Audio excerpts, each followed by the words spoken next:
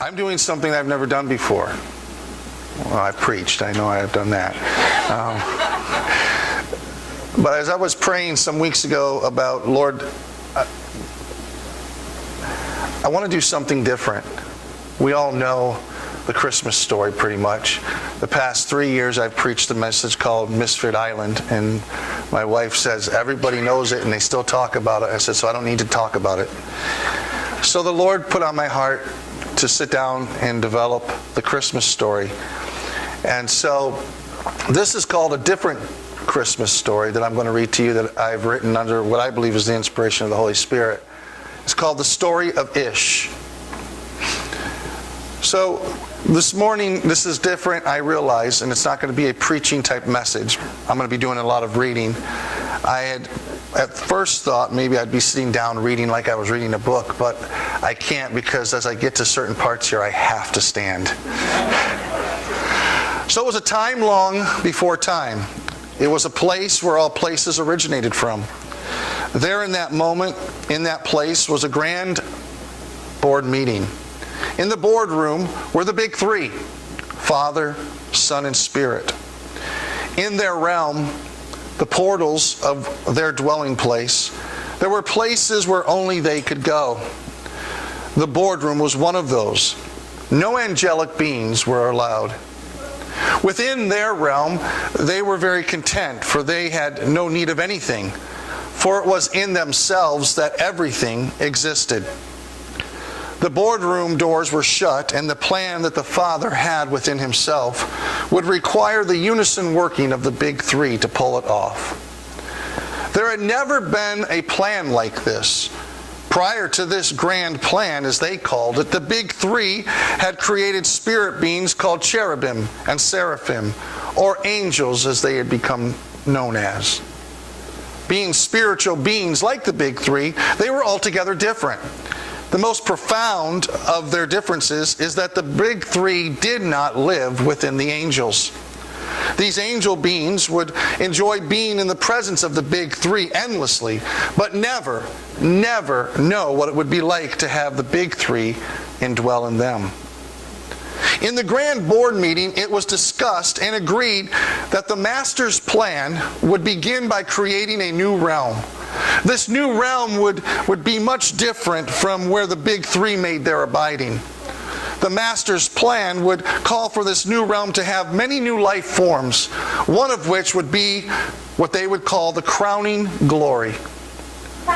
As already mentioned, the big three would have need to work in unison.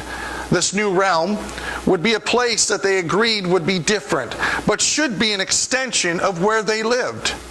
It was further agreed that in order of how this new realm would be established, and that the crowning glory of their master plan would be the final touch of this new realm.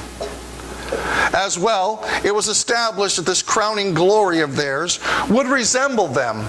Although being a spirit being, they would have a form to them to be a house for a spirit. The plan called for this crowning glory to be a form that would be the dwelling place for the big three in this new realm. So it was agreed that they would begin immediately. The Spirit was hovering over the realm where it would be placed. And as he hovered, he heard the Father say, "Let there be light." What once was hidden from the angels and their view was now illuminated for all to see. "What is this?" the angels would ask, but only among themselves, as not to interrupt the big three's progress. It seemed like this light that came forth was present only a moment, and then the Father spoke again, and into this new realm came what was called a sky. A sky hovered over this lit ball of water, as it appeared to be a curtain between the big three and this new realm. While the angels were still adjusting their eyes upon this new realm, thunderous voice of the Father spoke again, and there would be a matter that he called clay to come forth and divide the water on this new ball. Everything was moving fast, and the angels could hardly keep up as the pace of each time something new took place in this new realm. It caused them to have a holy awe. Whispers among the angels were common at this time as it unfolded. As the whispers were making their way through the angelic host, the Father spoke to the clay matter called earth to bring forth vegetation. And as in the commands before, this took place speedily. Out of the clay burst forth the most wondrous colors and display of brilliance that only had ever been seen in their realm before. The Father then called forth unending brilliant lights that filled the curtain that separated the two realms. They were put there to help this new realm know time. What is time? The angel Sardis asked among his peers, but no one knew what time was. Within the water of this realm were magnificent creatures that moved around and appeared to dance in the water playfully.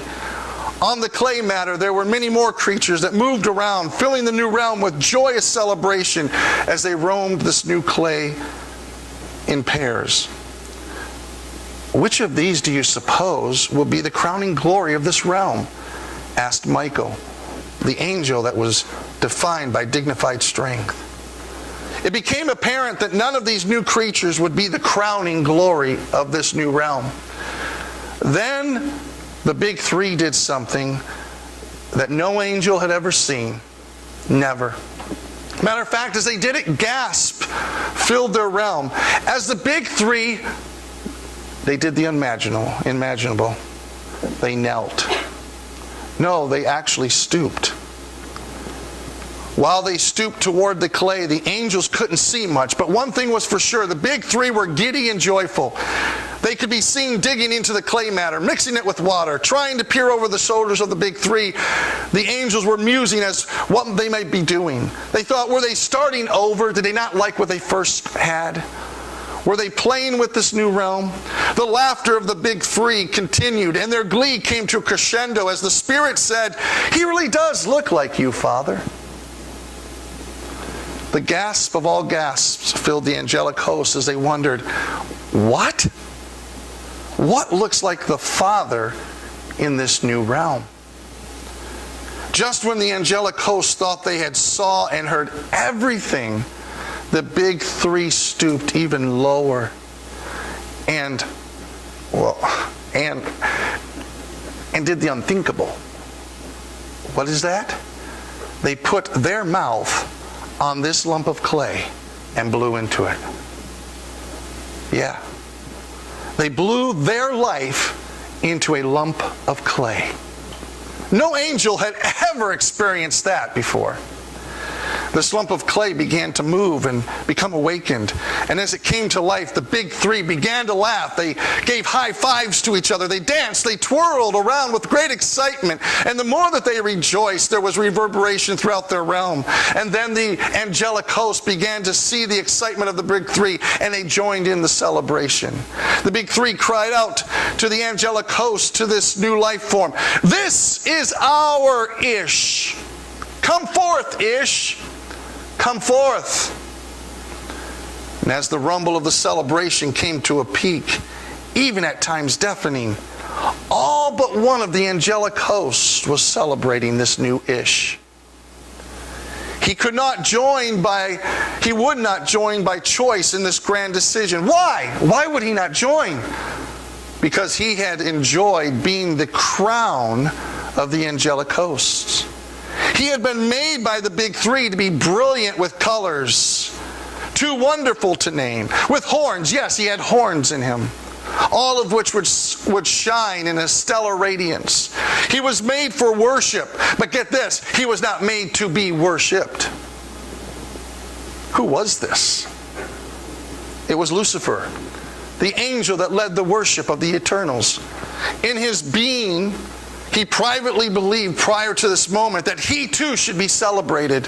Matter of fact, he even believed that he surely was a prime candidate for such a party as Ish was getting. In the corner of the original realm, Lucifer, he seethed with anger over this new Ish and what this Ish represented, which was the crowning glory of who? The big three. More than that, Ish, get this, would be the dwelling place for the big three in this new realm. something that Lucifer never experienced or would. He shook with disgust and anger and jealousy as he seethed. Something began to happen into him. You know what happened? He began to lose his luster. He began to lose his glow. Instead of shining with brilliance, he was now becoming dull. He sneered at the big three, saying, I deserve to be praised. Am I not worthy of praise? Who is this Ish? And why does the big three rejoice over this Ish? He even inquired as to why he had never been given a realm of his own. He and others of the angelic host, they even believed that he should be worshipped. And at this he stated to the big three, Ish should bow before me and worship me. Now then the big three had a decision to make. And they decided that the more he taunted them and Ish, Lucifer would have to leave their realm.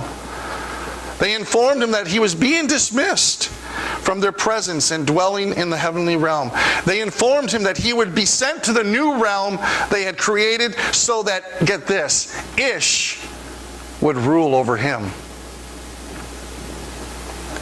At this, Lucifer cried out, this Ish, your crowning glory, will bow to me. He will turn away from you and worship me. At that, the big three replied, even if that be so, the clay matter belongs to us and the fullness of it, including Ish. Should Ish bow to you, we will continue to look to find an Ish to dwell in, and we will redeem our crown. This Ish, the angels noticed, had one thing missing. He had no partner like the rest of those who walked on the clay circle. The big three were very aware of this, so they gently caused Ish to sleep. As Ish slept, try saying that, the big three once again stooped over Ish with great glee, and as they opened him up, they broke off a bone within Ish. And at the snap of the bone, all of the heavens exhaled. As the exhale of the heavenly host completed, there was an Isha, a partner for Ish. Ish then woke up, and when he discovered his Isha, he embraced her. The big three spoke to them, telling them that they were to be a replica of the big three in this new realm. The big three shared their life with Ish and Isha and gave them their own authority over this clay circle. Matter of fact, all of the other forms that were on the circle and even in the waters would be under the Ish's authority. As long as they followed the big three, this authority would grow, and Ishes would reproduce what the big three had already originated with them by bringing forth other Ishes.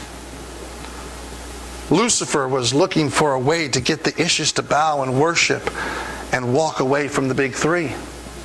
So he approached the lady Ish, and when he did, something awakened inside of her that had never been awakened before. What was awakened within Lady Ish? Lean in and I'll tell you. It was ambition. This ambition that led her to reach out for something that she had never reached out for before. Lucifer used this new ambition within the lady Ish to offer her what ambition had awakened inside of her. Like Lucifer, this ambition inside of her caused her to reach for something that should only belong to the big three, and that is worship. In her reaching out, she believed that being like the big three was possible. She shared her experience with Ish, and he too reached out for the same ambition, to be like the big three. Little did the Ishes know that it was the big three's intent to come and dwell within their form and enjoy spirit-to-spirit fellowship forever. Instead of such bliss and wonder, the Ishes allowed ambition to take them over, and in reaching out, they touched and ate what Lucifer was selling. And once they did so, like Lucifer, guess what happened? The Ishes began to lose their luster and their brilliance of being the crowning glory of the big three. They began to fade. Recognizing this, they hid themselves among the vegetation. And when the big three found the Ishes huddled together behind a plant, they inquired as to why they were hiding from the big three behind this plant. And when the Ishes told them of their conversation with Lucifer and the ambition that had awakened within them, the big three knew that the clay circle would now be changed forever. Now that the Ishes had lost their brilliance and their glory, the relationship between the big three and the Ishes was now broken. The big three could no longer live with the Ishes the way they intended, as ambition to be like the big three had taken over their lives. Lucifer laughed. He scoffed at how easy it was to get the Ishes to bow before him and hand over the crown of creation to him. The only way the big three's plan to dwell within the clay circle fully could come is if the Ishes were going to be redeemed. Gabriel asked, "What is redemption?" And which the Father said, "You will know it when you see it." Remember the boardroom? That's where redemption's plan took place. They had discussed how the clay circle would be formed and how the Ishes would be their crowning glory within this new realm. They had also a plan in case the Ishes did what they thought may be possible and one day bow to Lucifer. As centuries went by and time ticked within the clay circle, redemption seemed far off. The Ishes did produce and reproduce many other Ishes, and yet the original beauty and splendor and radiance of the Ishes was never, ever fully restored. Lucifer still roamed the clay circle with the crowning glory, influencing Ish's offspring to ignore the big three's plan and to bow to him. Then the fullness of time had come. There in the eternal realm, the big three began to do something again that the angels had only seen twice. They stooped over another Ish. Something was different with this stooping. The angels noticed as the Spirit was hovering over this young Isha, the Son turned to the Father and to the Spirit. He embraced them, kissed them, and the Son departed from the eternals. The Son had never departed from that realm. Never had the big three ever been apart. Where did he go? Mused the angels. Some wondered if even the Son was asked to leave. As the Spirit hovered over this young Isha, the Father, like he had before, when the Spirit hovered over this clay matter and the darkness was there, he said over this young Isha, "Let there be the light of the world." And at that moment, a holy gasp came over the eternals. In that moment when the Father said, "Let there be the light of the world," the Son appeared, but this time in the form of an Ish. Yes, in the form of an Ish. There he was, the Son, the light of the world, as an Ish. Although the royalty of the eternals, in Ish's realm, the Son, the light of the world, was the smallest form of Ish. He was a baby Ish. In Ish's world, he came forth among the beasts, the very beast he created. The Father then instructed Gabriel and the host of angels to announce throughout the clay that a new Ish had come. He told them to proclaim, "This is the second Ish. This Ish, with me inside of him, will redeem all of the Ishes of the clay from Lucifer's influence." Why? Why would the Son become an Ish? What purpose would this serve? How could the Son who created all of the Ishes become an Ish himself? Would the Son give up being the Son of God just to be an Ish? The Father turned to the host of heaven and said, "Redemption has come through the Son dwelling in Ish. It is time. With the Son within Ish, I will redeem our crown." See, that is why the Son came as an Ish, like us, to make us once again the crowning glory of all the Father created. So how about you? Do you see where your ambition has left you dull and your luster has never reached its zenith? Has ambition and drive to be like the big three, or even ignore that they exist, left you feeling lifeless and lost? What has ambition caused you to reach for that has left you empty? Like all of the issues before, and since the Son became an ish, you can be restored to your former glory, the original glory, the crowning glory that the Father had for you from the beginning. As an offspring of every ish, in the first ish, you will allow the Son to come into your life, and guess what will happen? You will begin to shine with His brilliance and forever be His crowning glory. So will you let the Son come in, and will you live as the Son lives in every ish who has asked Him? Will you reach out to Him and let Him make you into the Father's crowning glory? What in your life is keeping you from allowing the Father, through the Son coming in, to begin to polish you and to begin to make you the radiance that you are called to be? What is it within your life that has caused you to keep reaching but never reaching for the Father? What is it in your life that makes you continue to have that ambition, thinking that you're going to reach and be something, but you'll never get there because your ambition is always leading you astray and always leading you for things that you can never grasp?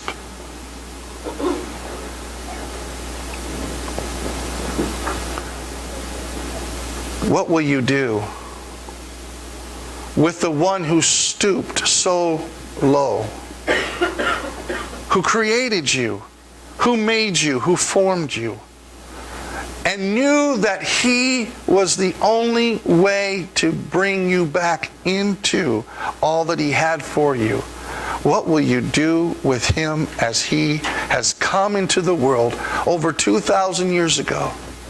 As He came into our clay matter, as He came into this earth that He created, the smallest, mind you, of all of the universe.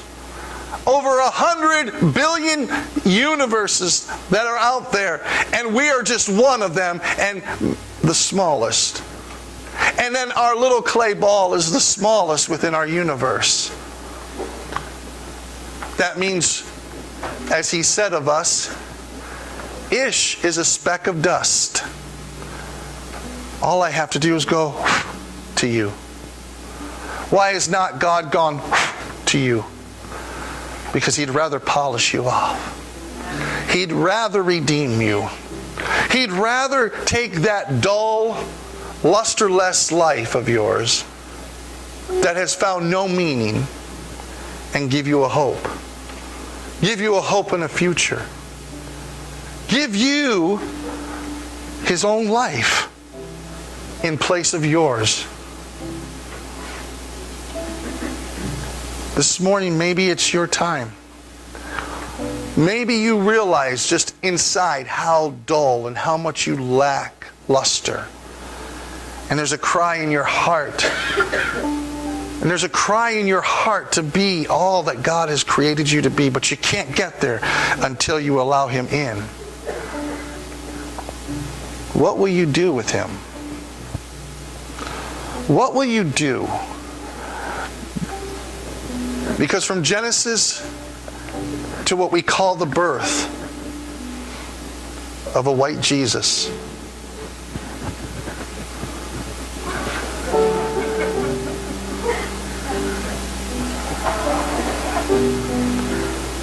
in His bloodline flowed the bloodline of every nationality in the world. And we've limited Him to a color.